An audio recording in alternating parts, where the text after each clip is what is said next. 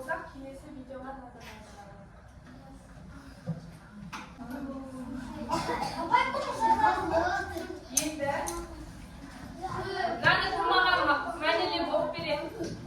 Жасмина бірінші болып кетеді. Бәріміз Жасминаны тыңдаймыз. Қарты шығарады. Онdan тұрамыз.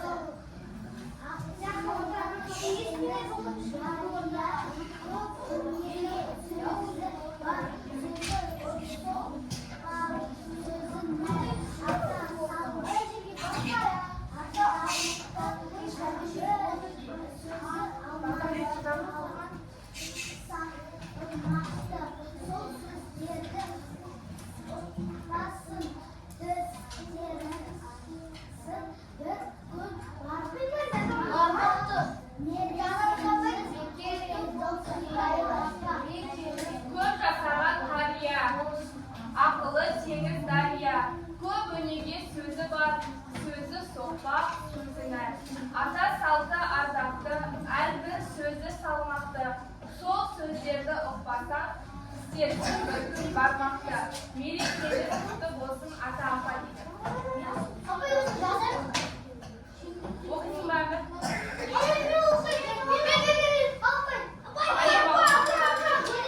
Айжамал оқиды. Көп жазған қария. Ақыл Дарья. Көзге сөз бар, сөзі соқпақ, сөз нәр сөзі нәр. Әміржан оқып келесі сұрақта Әміржан оқы. Ата салты аяқты, әрбір сөзі салмақты. Сол сөздерді ұқпасаң, істерсің бір күн бармақты. Мерекелі құтты болсын ата-апа.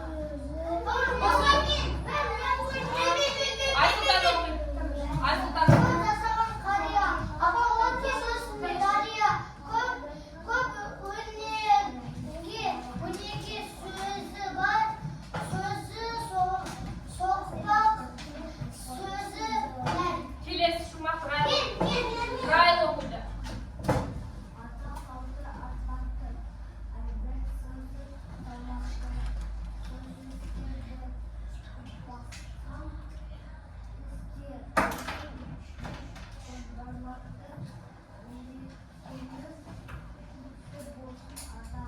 Ал Әмір оқышы. Көп жасаған қария, ақыл теңіз дария. Көп өнеге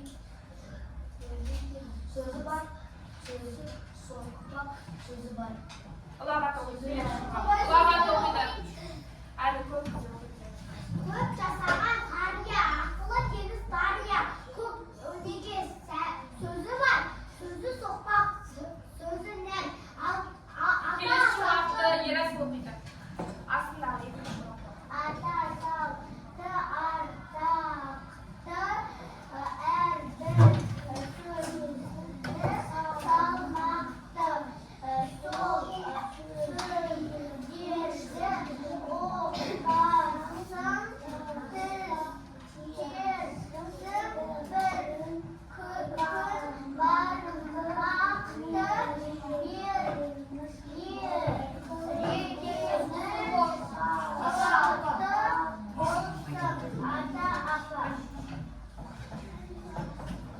Ал енді бұл өлеңнің мағынасы қандай екен? Кім түсінді мағынасын?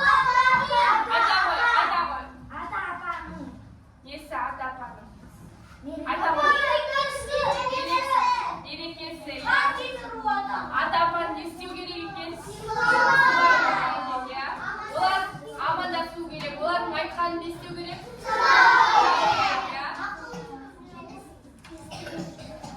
Енді келесі. Біз жұмбақ шешеміз. Айтарым құлағы. Оларда әкесі олар келді.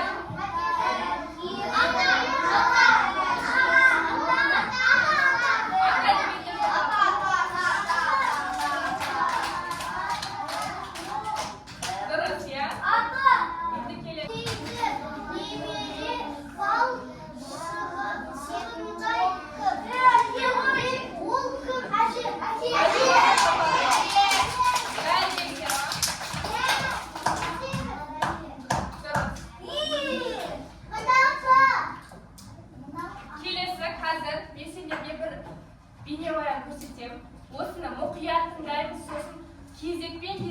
екісінің соңы айтады, иә? Бір сөзбен. Жақсы ма? Оқышы қалай отырады?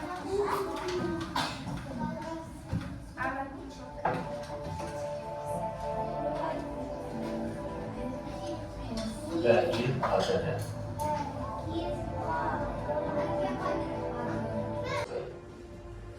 Әкесіне кешір, жағдай осындай болып қалды. Сен үйдегілер жақтырмай жатыр. Ал мен балаларымды қайтып тастаймын дейді. Әкесі оның халін түсініп, еш нәрсе етпейді балам, бара ғой. Тек мына қаптала кетпек тап тұсына. Баласы, ой жарықтық, оның маған керегі не дейді? Әкесі, ұлым, сен қартайып, балаларыңа керегің болмай қалғанда, осы қаппен сені де осында жеткізеді деген екен. Бір жігіт әйелі құлағын жей бергеннен кейін әкесін қапқа салып, алыс тауға апарып тастайды. Әкесіне кешір, жағдай осындай болып қалды. Сен үйдегілер жақтырмай жатыр. Ал мен балаларымды қайтып тастаймын дейді. Әкесі оның халін түсініп, еш нәрсе етпейді балам, бара ғой. Тек мына қаптала кетпек тап тұсына. Баласы, ой жарықтық, оның маған керегі не дейді? Әкесі, ұлым, сен қартайып, балаларыңа керегің болмай қалғанда, осы қаппен сені де осында жеткізеді деген екен.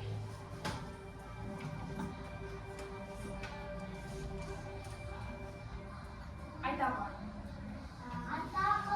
Айдида.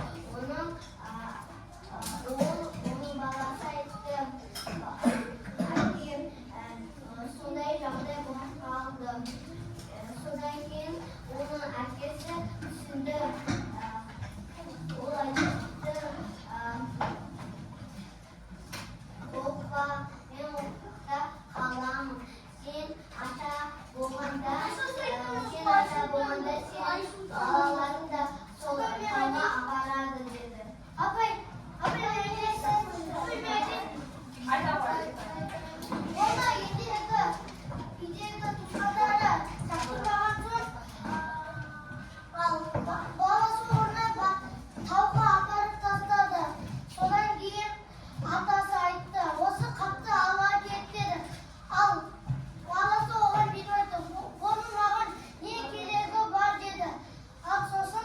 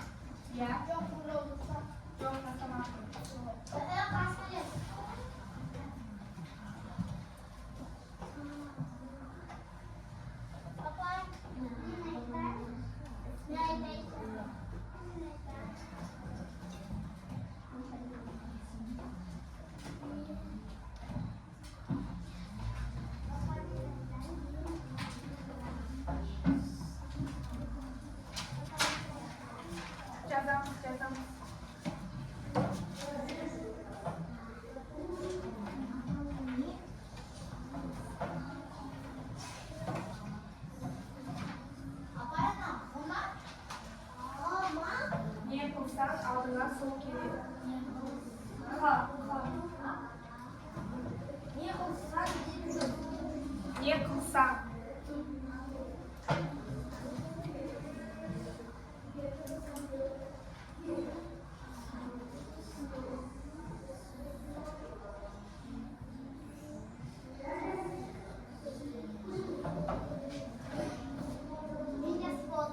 Болып деп айтпаймыз, не істеп отырамыз?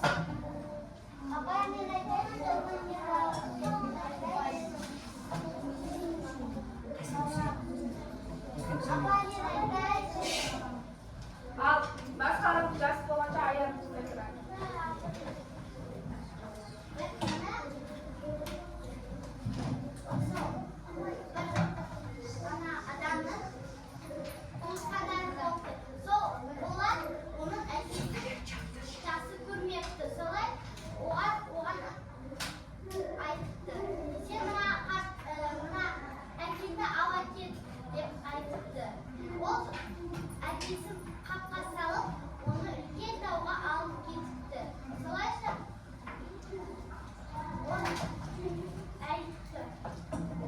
Мына қапты ала кетті, иә?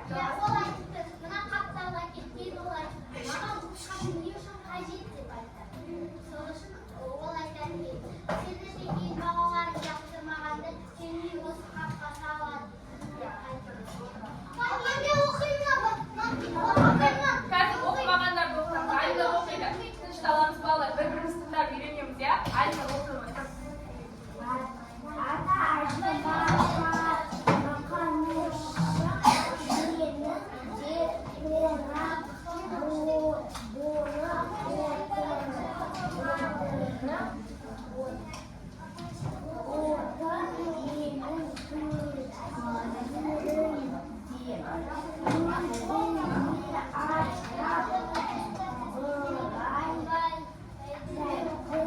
Айнұр дауыс естімей айтыр маған.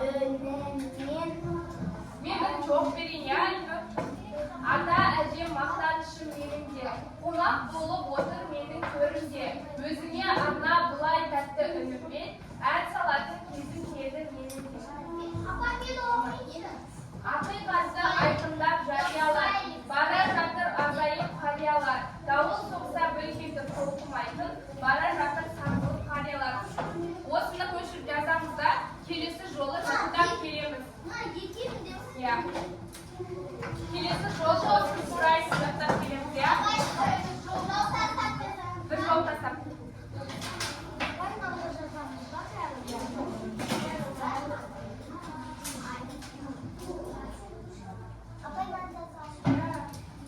Осы тақырыпты көшіріп жазып, келесі сынып сағатына жаттап келеміз. Түсінікті ма?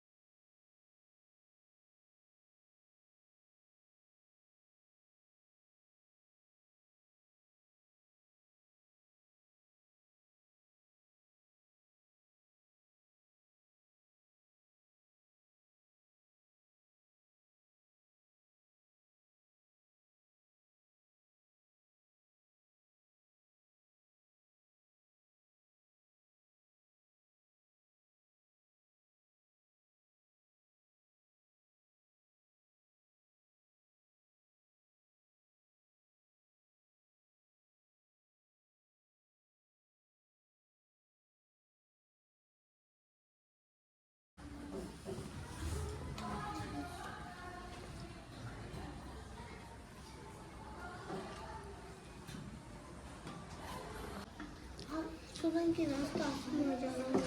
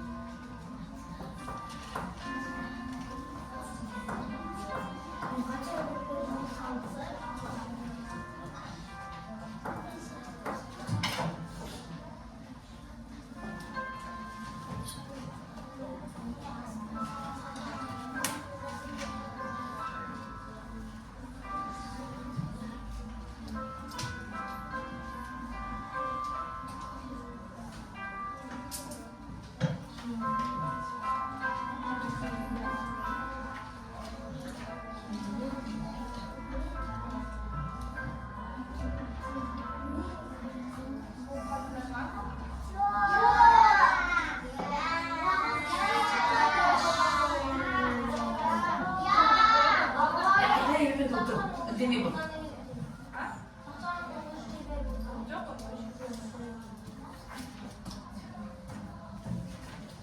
Жылдамдатамыз балалар.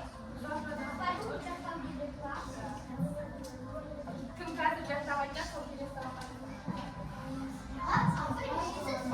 Кім қазір жаттап айтады, сол келесі сабаққа жазылмайды.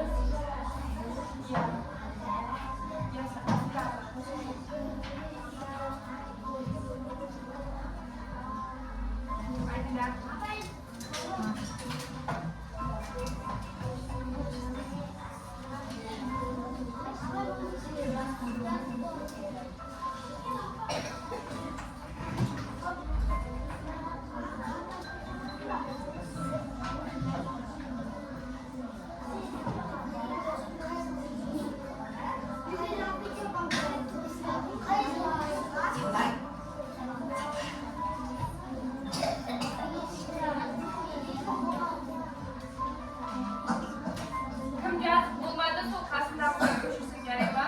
Мен алып енді бізде келесі мақал, кәне тыныш отырамыз.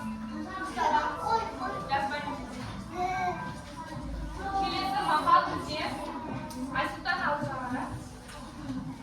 Келесі мақал, есік алдында төбе болса, ерттеп қойған атпен тең. Аузында қария болса, жазып қойған хатпен тең дейді. Қария кісілерді жазып қойған хатпен тең деп не үшін айтады, білеміз ба? Өйткені олар көпті көрген, иә? Ақылды, үнемі ақыл сұрап барсақ, бізге өзінің ақылын айтады. Білмеген жерімізді үйретеді, иә? Ата әжеміз сабаққа көмектесе ме? Сабақ орындамақ. Көмектеседі, иә? Білмегендерді сұрайсыздар ғой. Сондықтан жазып қойған хатпен тең дейді. Келесі.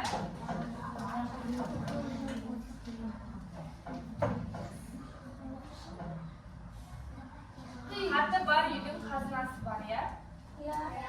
Кімнің үйінде қарт кісі болса, сол үй ең бай адамдар, иә?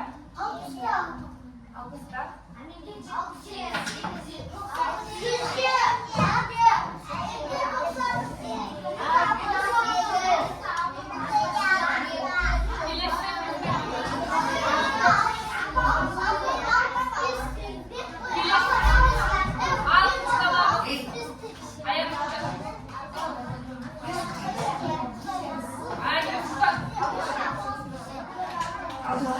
Келесі біздің